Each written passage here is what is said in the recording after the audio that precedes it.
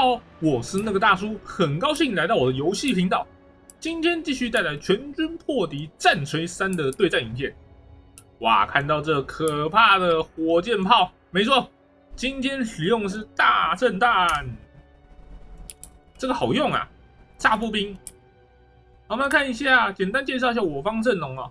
那这次前方一字排开5队的虎战士，没有错，没有带任何的肉盾，5队全部都是输出，就是尽可能的把对方的近战步兵给撕裂。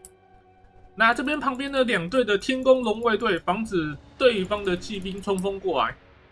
那核心呢，就是这2队火箭炮，还有3队的十字弩。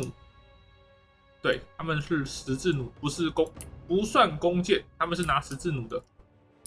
那领主呢，放在遥远的一角，就是一样子是我们的传奇领主白狮。带一下镜头。好，那我们来看一下对面的兵表，这边使用是高精灵。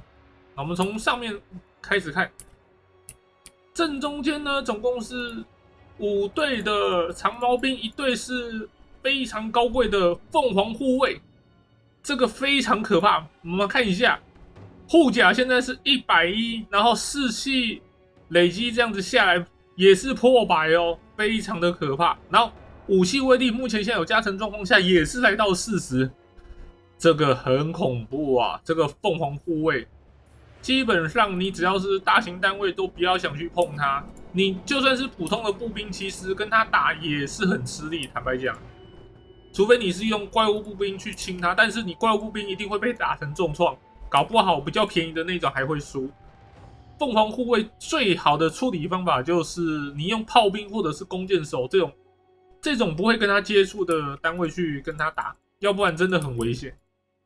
那这边呢是普通的伊利莱恩掠夺者，放在2边。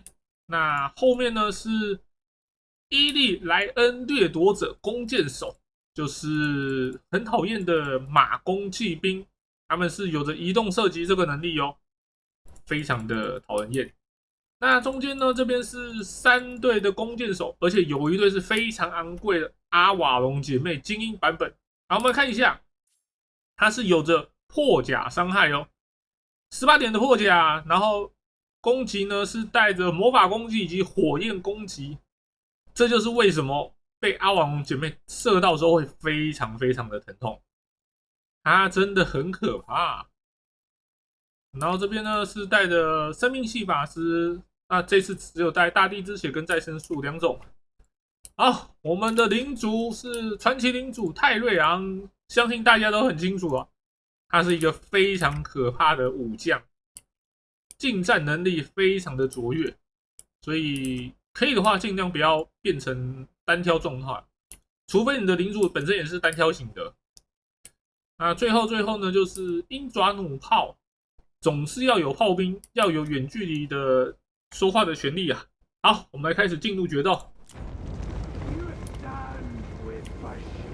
刚开始呢都有炮兵，不过我方炮兵是2队哦，所以我方讲话权力比较大声。我们来看一下，哇，这火箭炮是用散的方式。通常来讲呢，可能都是目标没事，旁边的倒霉了。通常来讲都是这样子。都是目标没事，然后旁边的重创。我们再看一下第2轮攻击，果然又是炸到旁边的，旁边的很倒霉啊！这一发基本上是全面落空哦。第2轮攻击基本上是什么都没有。对面掠夺者想绕吗？这边有个大坑哦，这个要绕很远哦，不是很明智的选择。我们再看一下第3发攻击，哇，这2队。长矛兵已经快被射穿了哦，然后凤凰护卫其实几乎还是没事，这感觉出事的都是隔壁的啊。然后这个弓箭手莫名其妙也快被打穿哦，已经闪白在动摇了哦。然后这边派了2队的伊利莱恩弓箭手在射击，但是不要理他，我没有打算要去理他，就给他射，因为目前我方炮兵占优势。我不要破坏我的阵型，用弓箭手去跟他换也是可以。因为目前我方没有什么问题。好，这个法术你用闪的话会很危险哦，来不及了，这个冲不过来。然后大概弓箭手大概扣了20%的血量，有点痛啊。好，那这边直接撞了上来，天空龙卫队没有第一时间包夹，这个很可惜。好，死神弩炮，更正，鹰爪弩炮还在射击。那依然掠夺者想过来吗？但是有天空龙卫队哦，这样子交战会很危险哦。哇，打着打着，结果长毛兵没了，那2队长毛兵直接蒸发，剩下这3队，然后还有1队凤凰护卫。然后这边追出去可能追远了，没有操作好。我们来看一下旁边这边战况。用虎战士去黏他，其实不是明智的选择，但是手边已经没有兵了，就跟他交换无所谓了，因为已经手头上已经没有东西了。然后这边用虎战士跟他打，其实不是很漂亮哦。这个砍下来，你看，凤凰护卫其实损失有很多，然后这边又拉了一个大地之血，虎战士根本打不赢。这边其实明明已经有看到虚线哦，但是不知道为什么他没有过去，这就是很奇怪的地方。其实已经下达攻击指示，但是他没有过去。好，没关系，对方的凤凰护卫持续切入过来哦。这边没有注意到，弓箭手屁股被挥了几刀。好，一个炮兵还在持续不断射击，然后我方领主这边有闪现，直接过来抓。直接过来抓凤凰护卫，然后还给他了一个隐身女猎人，减对方的速度，还有近战防御减24，这样子让我方的领主更好发挥啊。凤凰护卫是在步兵打步兵是蛮强悍的，但是他打领主其实就不是很有优势，坦白讲。但是你用领主来解决它，其实有点大材小用啊，坦白讲。因为凤凰护卫它本身是一个比较慢的单位，移动速度，所以其实反应得过来的话，有很多种方式可以处理啊。如果这边是迫不得已用了那个传送过来，直接抓凤凰护卫，有成功抓掉，这个我真不急了。然后对方的伊利兰掠夺者弓箭手杀入过来了，现在在开始不断的射击。我们看一下，这边虽然说包住了对方艾瑞昂，但是他还是可以跑出来。其实骑马的单位要包住，坦白讲有点难，并不是说不可能，但是稍稍的有点难度哦。这个放慢速度，我们看一下他刚刚补了一口血，应该是他的阿瓦隆之心。对，低于25%的时候他会补一次，然后 CD 120秒，这个就蛮讨厌的。所以如果他撑得够久的话，他每120秒他可以恢复1次的血量。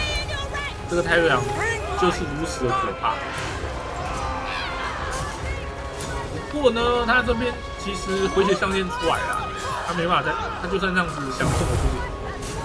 等等，这个状况应该会赢我了。好，我帮领主去抓对方的法师哦，骑马的很快啊，这个挡住一个包夹。法师直接陨落，比太瑞阳还要快死。其实这个血量应该是太瑞阳比较危险。好，那基本上上面战力条都没了。